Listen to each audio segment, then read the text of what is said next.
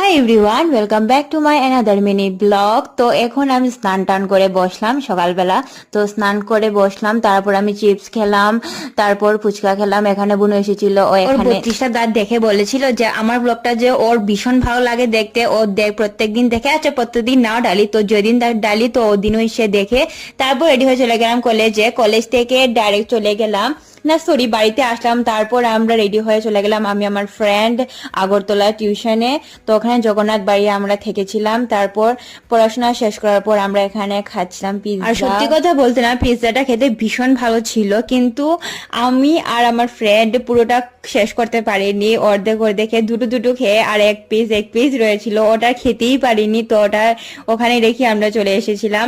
ভাবছিলাম যে প্যাকেট করবো, তারপর ভাবছিলাম জগন্নাথ বাড়ি কি করে এসব নিয়ে আসবো, তো ক্যান্সেল। তো এটা হচ্ছে আমাদের রুম, আমরা এখানে থেকেছি। তারপর স্নান টান করে বসলাম।